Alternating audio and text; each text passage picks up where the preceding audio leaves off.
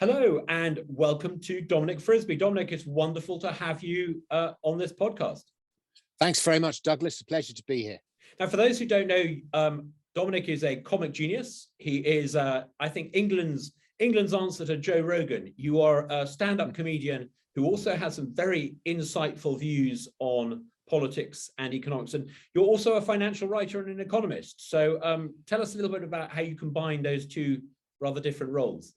Well, it's a weird double life, Douglas, but we live in an age of the gig economy and freelancers, and we have to have various, one salary isn't enough in these inflationary times. So we moonlight. And I actually started out my life doing voiceovers of all things. And then I wrote this comic song and ended up doing stand-up comedy for about 15 or 20 years. And I'd made a bit of money and I was looking to invest it.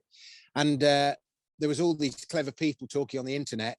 I thought I'd love to find a way of meeting them without actually having to pay them for their time.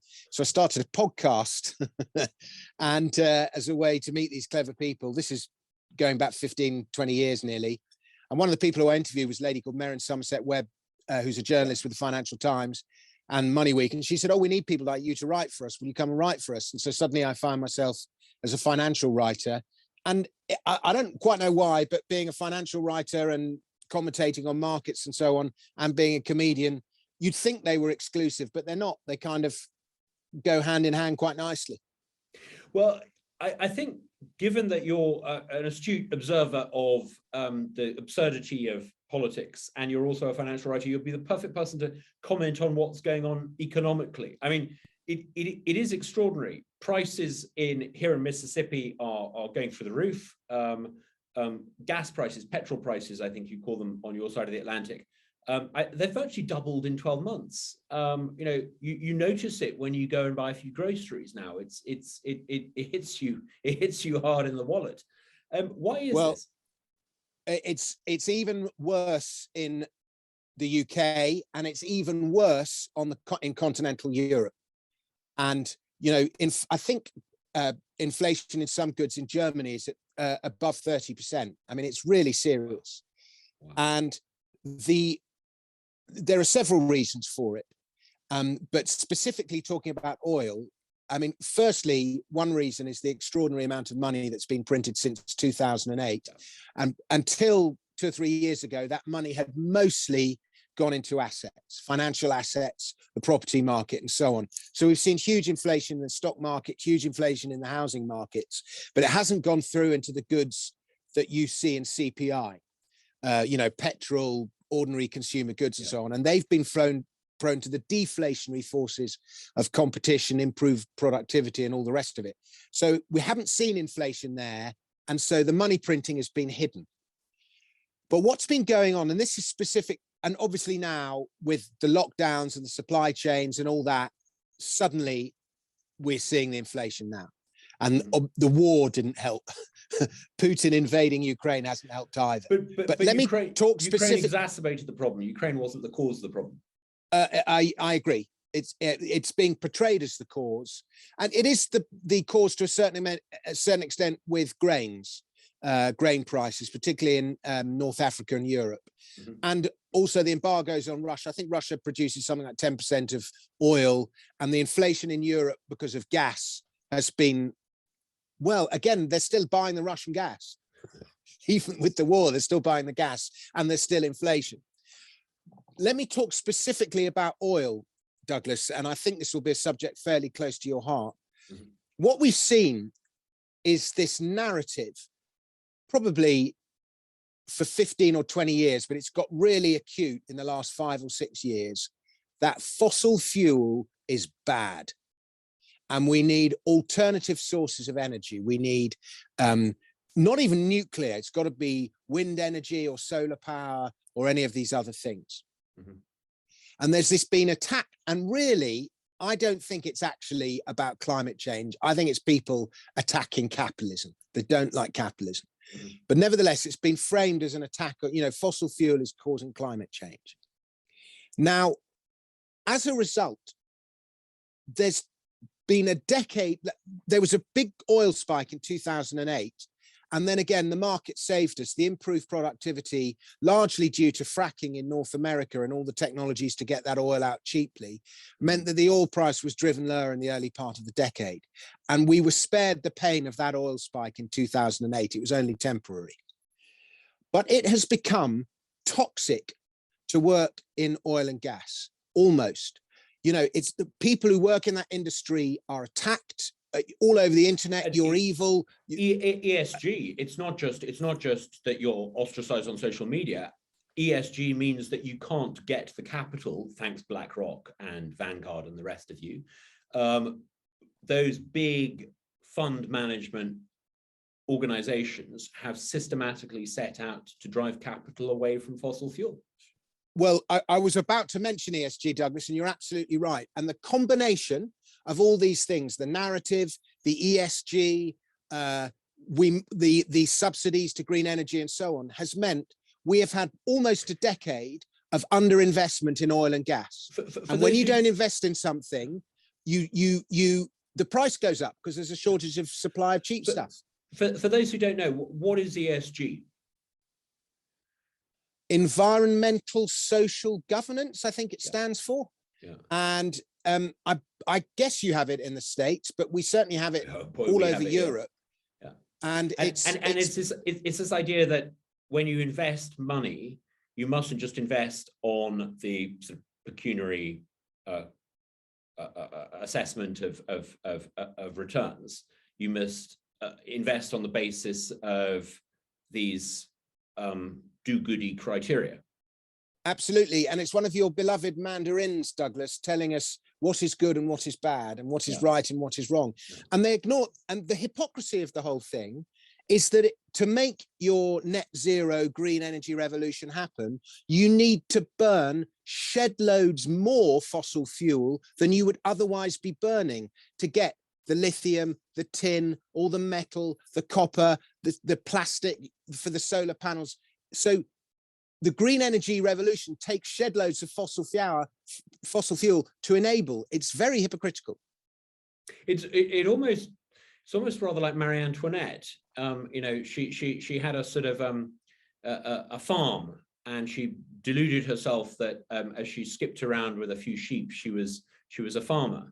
It's almost as if the sort of green industry is conning itself that by having a few wind turbines and a few solar panels that you can sort of do away with the need for fossil fuel. It's a sort of the delusion of an elite who don't really understand the facts of economic life. It really is the delusion of the elite, the delusion of the central planner, the delusion of the man who's looking at a world from an office in a city rather than getting his hands dirty in the ground somewhere. And you mentioned Marie Antoinette. She's the sort of symbol of decadence, one of the historical symbols of decadence. And she had a lifestyle in whenever she was alive, the late 18th century, 1780s, 1790s, 1770s. She was, you know, one of the most decadent people in history. She would kill for the lifestyle that the poorest person in the developed world has today. You know, smartphones, running water, electricity, all these luxuries, which have been made possible by fossil fuel. So how do you think this unfolds? I mean, I suspect that some of the people who run some of those big fund managers may not be running them in a 12 months time. I suspect that they're doubling down on ESG. It means that they're basically charlatans and they're about to be exposed. And as famously, I think Warren Buffett said, when the tide goes out, you see who's still wearing trunks. I suspect who's been swimming naked. Who's been swimming naked. I suspect some of the people who run some of the largest fund management industries on both sides of the Atlantic and who've been prophets of ESG are going to be exposed as pretty butt naked. How do you think this is going to unfold, though? Do you think we're going to see ESG ditched quietly? Do you think we're going to see a recession in which people are going to recognize that capital has been chronically misallocated by all of this? Yes, I do. I think the narrative is changing. And I think people are starting to realize that ESG might be a luxury that we can't afford. And we might have to, but I think governments will deal with it in their hypocritical way because they're so scared of the environmental lobby. They'll find hypocritical ways to just push it down the road. Mm-hmm. But the fact is, oil and gas stocks are up 60% this year. And 2022, this is a very difficult market. It's very difficult to find any returns anywhere. And most of those ESG stuff, a lot of it's falling. And so people who've put their pensions or whatever their investments into those funds are going to be pretty unhappy about it. And, you know, the market forces will prevail. If oil and gas stocks are giving you a 60% return, people are going to put their money into oil and gas stocks, ESG or not. Do you think? And I think those ESG funds might have to change their remit, some of them. Do you think you might see some class actions against some of the fund managers for breach of fiduciary duty, that they're basically been mismanaging other people's money in pursuit of what you might call a sort of Davos agenda? Do you think some of them will lose their shop? Well, no, because I don't know enough about it, but I think if those funds have been set up with ESG criterion in mind, and that's the remit of the fund, then it's only you know, it's pretty transparent. We are an ESG fund. We are investing in this, that, and the other. So, I mean, it's America, so class action is the way. But in Europe, I would have thought it's less likely. Yeah. Good. And so, okay, so we're going to see inflation, and that's kind of inevitable now. I think we're going to see a recalibration of thinking about energy policy, and we're going to see a sort of return to common sense. But how long do you think this is going to take? I mean, do you think you're going to see a sort of decade of falling living standards while all this corrects itself? Well, there's a very big underlying change that we've seen over the last 6 months, and I think a lot of people haven't realized this. And it's because for so long we've heard central bankers and politicians jawboning about inflation without ever actually really doing anything about it. But now the threat is very real, and it's much harder to conceal. And, you know, Biden has said our number one priority is inflation, and Jerome Powell at the Federal Reserve has said something very similar. Now, in 2008, 2009, policymakers were very scared of deflation, petrified of it. I'm talking about deflation by their definition of the word. In other words, falling asset prices, nothing to do with the money supply. And so the number one remit was to prop things up. And so every time markets fell, or the housing market fell, or whatever, the Federal Reserve, their central banks were there to print money, zero interest rate policies, protect asset prices at all costs. Now the fear genuinely is inflation. And so we have to realize that the great protector of asset prices, the Federal Reserve, is no longer on our side. When I say on our side, it's no longer defending asset prices. It actually wants asset prices lower. Because if the stock market goes down 20%, you know, tech stocks go down 30 or 40%, crypto takes a haircut, even the housing market comes off 20, 25%, then suddenly money is a lot tighter. And so people start behaving with a more deflationary mindset. And if they can get asset prices down 20, 30%, then suddenly they won't have to put up rates by quite as much as they think they might. Right. One might actually have had to. So there's a fundamental difference, is that the powers that be are not protecting markets anymore in the way that they were. They actually want them lower. Right. That's fascinating. That's fascinating. Excellent. So we talked a little bit about the economic situation. It's slightly sort of doom and gloom. We talked about sort of Biden and Boris. They're not really sort of doing too well. I mean, I think England now has the highest tax burden it's had in 70 years. I suspect America is going to be perhaps not heading back 70 years, but perhaps heading back to the 1970s economically. To sort of lighten things up, tell us a little bit about what you're doing in terms of comedy, because you have a show that sort of pinpoints the pomposity and tricks the pomposity of the establishment. You very famously produced a couple of songs about Brexit. In fact, sometimes when during that awful moment when the elite in Britain tried to overturn the referendum result, you produced a song that I'm not going to mention the title of it on air because this is a family show. But you tend to cheer people up with your comedy. What are you working on now? How can you cheer us up given the mess that the Western world is in at the moment? Well, I do think it is in a bit of a pickle, but I'm like you. I think I'm a great believer in human ingenuity and enterprise, and people wanting to improve their lot, and all those motivational forces. And so I think we'll find a way of muddling through, and it's all going to be okay. And technology will somehow save us, as will entrepreneurs and risk takers and all the rest of it.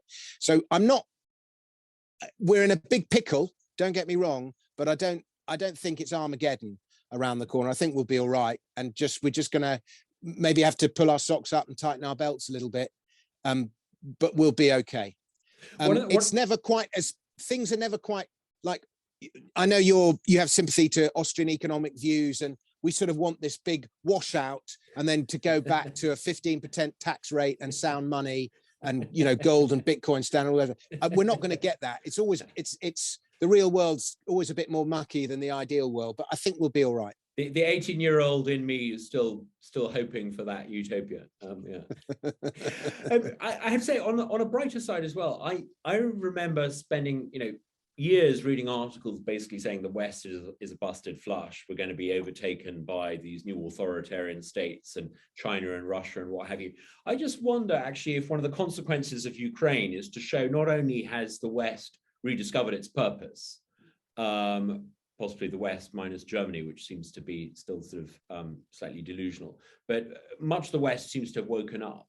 And also what seems to be apparent is actually that the Western way, for all its faults and for all its sort of internal criticisms and wokeness, actually the West is in remarkably good shape. It's, Russia seems to be the sort of, it's more a country run by Mr. Bean than Stalin.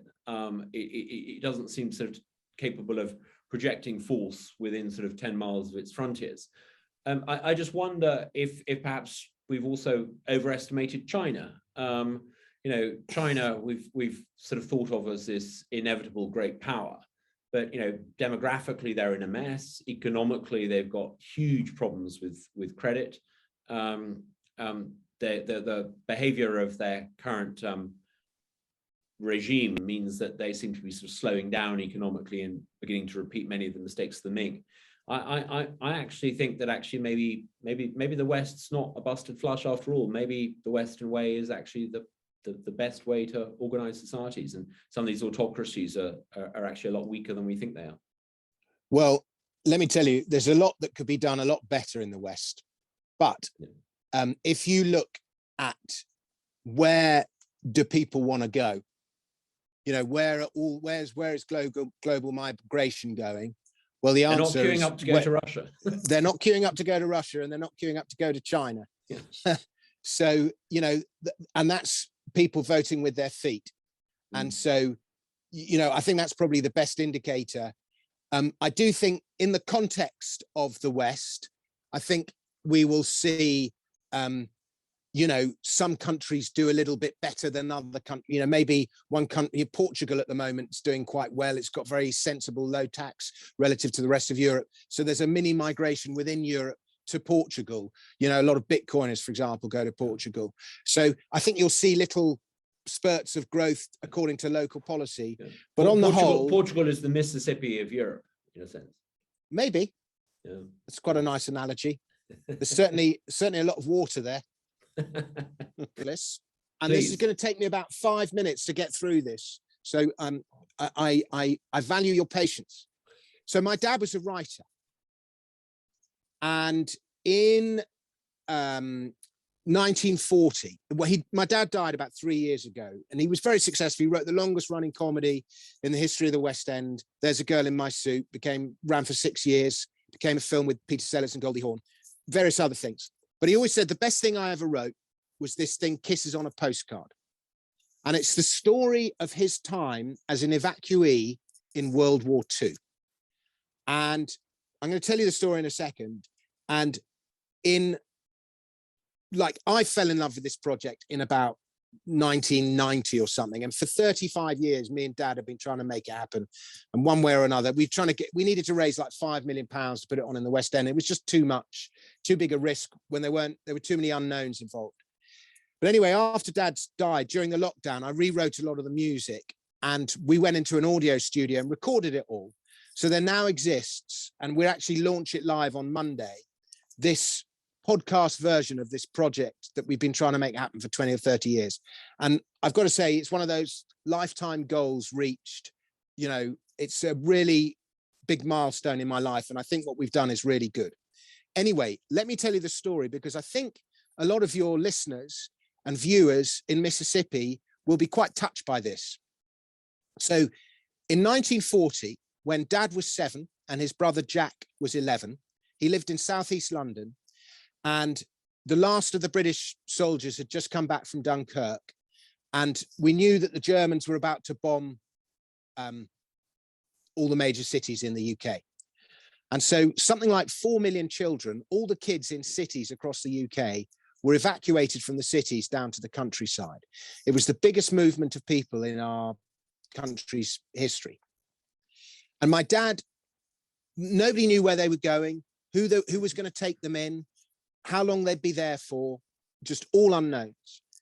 And as I say, my dad was 7 and his brother was 11, and they were put on a train in southeast London, in Deptford, and sent down to Cornwall, as it turned out. They didn't know they were going to Cornwall, but they ended up in Cornwall, which is on the southwest tip of the UK. It's like being sent to Maine for the summer.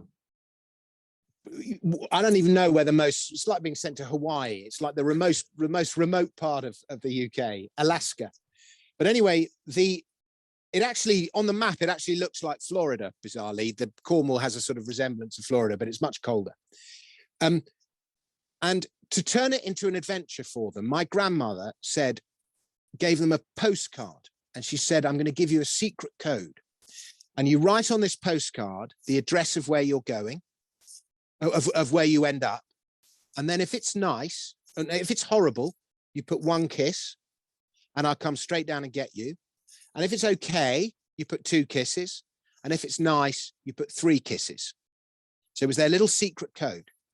So they were then put on the train with their gas masks and their a bag and a little label that had their name on it. And you know, I played it to a bunch of friends in the car the other day, this scene when she's saying goodbye to them, and they said that's exactly what's happening in Ukraine now with the evacuation of Ukraine. Nobody knows how long for, where they're going, what. They just know they've got to go. So it's like that.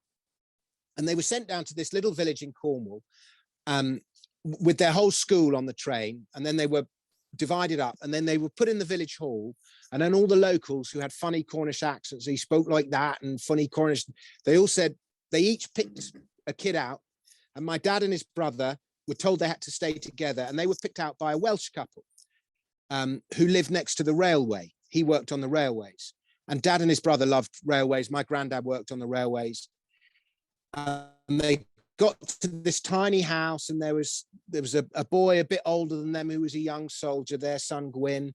There was a cat asleep in the fire. There were canary cat asleep next to the fire. There was a pig in the garden, chickens, the railway at the end of the road, woods, a valley to explore. And they thought they'd died and gone to heaven. And so they ended up putting hundreds and hundreds of crosses on this postcard and sending it home.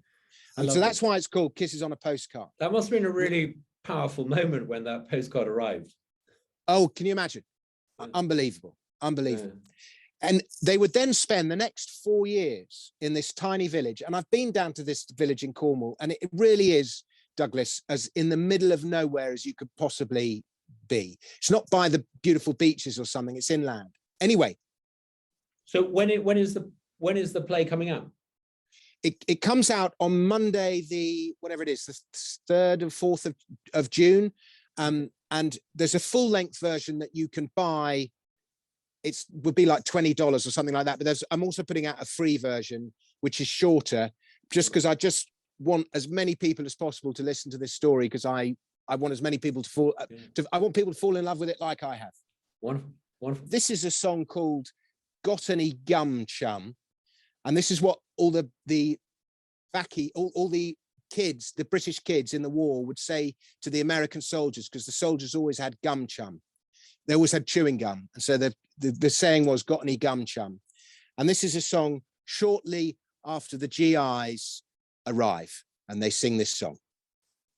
And it's from Kisses on a Postcard by Terence Frisby, and it's available. Just Google Kisses on a Postcard and you'll find it. Hello. How are you? Good day. We're soldiers from the US of A. Pleased to meet you, sir. Pleased to meet you, ma'am. Pleased to meet you, pretty lady. We're here for Uncle Sam. At your service this fine day. Any questions? Please just say. Questions? Loads!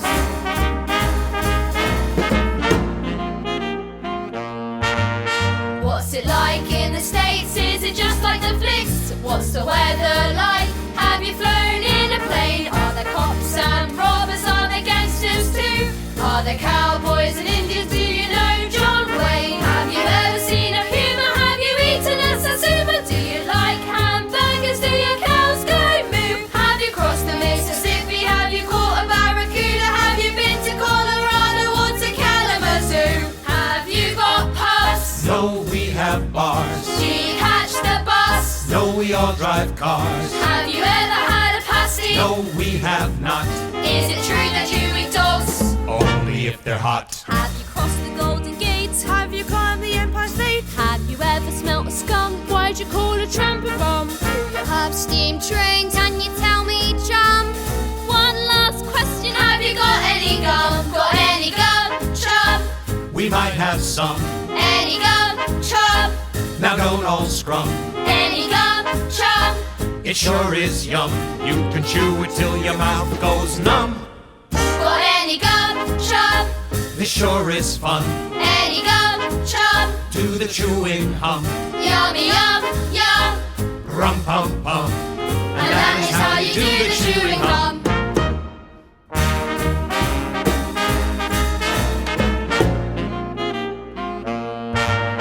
We've got snakes and alligators and our own refrigerators. Oranges and peaches, eagles, buffalo, bears and avocados, a city called Chicago, frightening tornadoes, tropics, desert and snow. We've got rodeos and ranches, grapes upon the branches. We drink lots of Coca-Cola and there's ice to crush. We've got Mormons, we've got Quakers, we've got towering skyscrapers, but no privies for us. Our lavatories flush. Do you drink tea? No siree, Speak Cherokee? not frequently. Do you play billiards? We shoot pool. Would you like a game of cricket? We don't understand the rules. Do you know Clark Gable? Is Harper really dumb? Have you ever had a Hershey? Have you hit a home run? Please give me an answer. Can you tell me, John? One last question. Have you got any gum? Got any gum? Chum? We might have some. Any gum? Chum? Now don't all scrum. Any gum? Chum? It sure is yum. You can chew it till your mouth goes numb. Got any gum? Chum? It sure is fun. Any gum? Chum? Do the chewing hum. Yummy yum yum. Rum pum pum. And that is how you do the chewing hum.